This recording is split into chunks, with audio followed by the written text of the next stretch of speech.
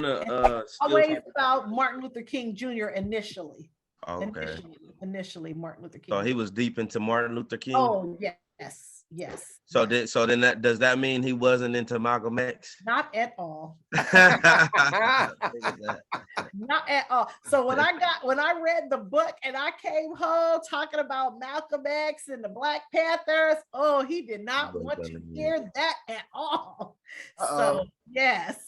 Sometimes, man, that's something that people don't get also, that there were different perspectives at that time. It wasn't all one way like you think it was, everyone didn't always necessarily agree.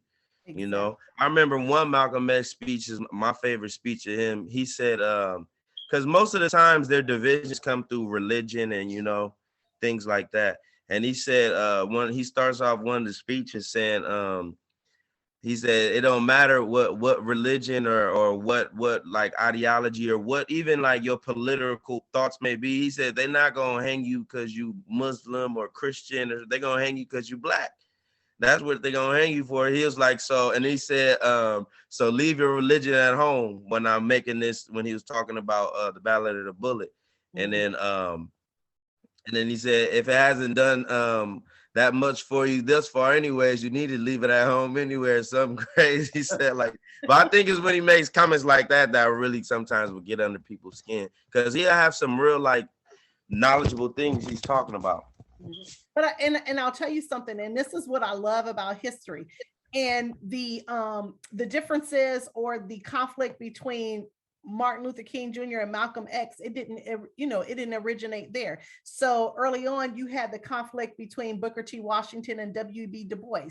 W.E.B. Du Bois felt like Booker T. Washington was more of a sellout, because Booker T. Washington was talking about, don't try to, get into the politics and everything. Just, work hard and focus on, bring yourself up by your bootstraps, etc. And W.E.B. Du Bois was like, he felt like he was, I'm gonna put it in today's terms, a sellout.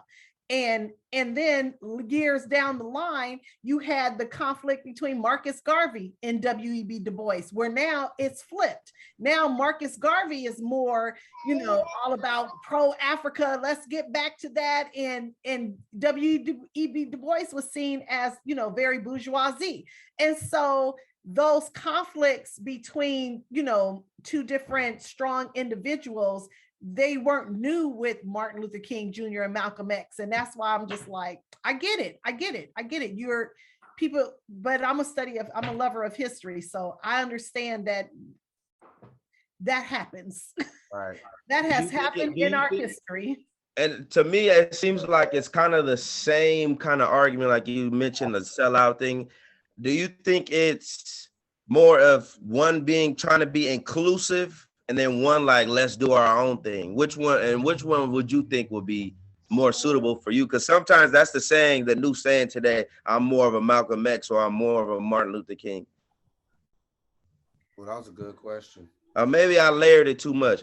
Well, no, that was good. That was good. No. I just think that when we try to separate them and, I'm more of a Martin Luther King, I'm more of a Malcolm X, why can't we just have a little bit of each? Because in all honesty, to me, that causes divisiveness as well when you're choosing to be one over the other. Both of those men had great insight and great ideas and great philosophies. Why can't you take the best of both? Just like with Booker T. Washington and W.E.B. Du Bois. W.E.B. Du Bois and Marcus Garvey. I learned from all of those men, all of them. I don't feel like one was better or worse than the other. For their time periods, they were right where they needed to be. And I feel like if we're choosing one over the other, we're doing ourselves a huge disservice, because we're multifaceted. We can choose parts of what Martin Luther King Jr. had to say, and parts of what Malcolm X had to say, and parts of Garvey, and parts of Du Bois, and parts of Booker T. Washington. So I don't really subscribe to I'm one over the other.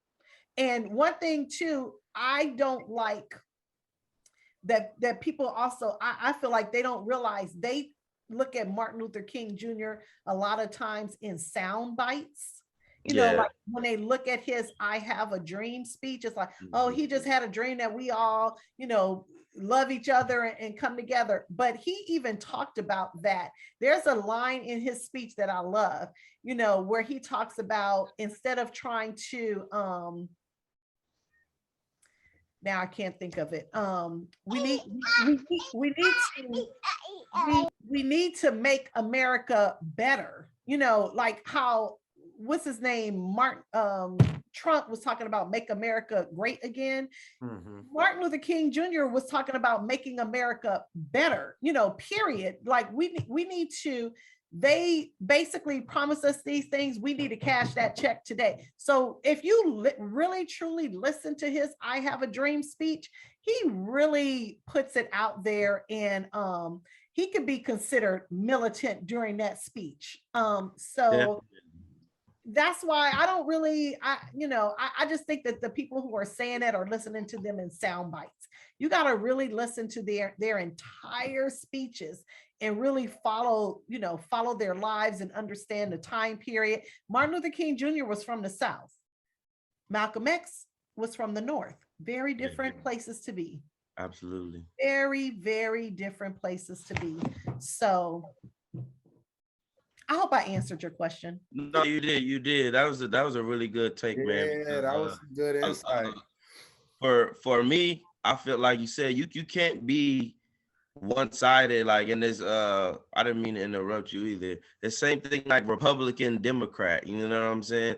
To me, I like when I see sometimes like you see it simply like with the news stations and stuff. If you ever find yourself watching the news, you kind of see what they are based on how they're reporting the news. They're not being unbiased. They're specifically, even if something is like obviously wrong, like obviously this is not, they'll find a reason to justify. And I see it on both different platforms. And it's like people need to learn to bring the facts together themselves, because like you said, like you don't know what they're going through in their life at the specific time when they said what they said, or but at the end of the day, we all have the same goal, and I think if you were to anyone were to talk to any of these people you mentioned, that even though they might disagree on some things, like they're supposed to, it's a scene that we actually have on the channel, it's called Lean On Me, where it's the interaction of two minds going at each other. And then at the end of the scene, it's like, all right, let's go get something to eat,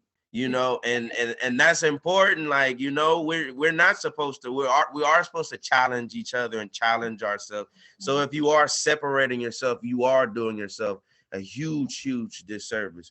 But let's dive a little bit more. I want to talk about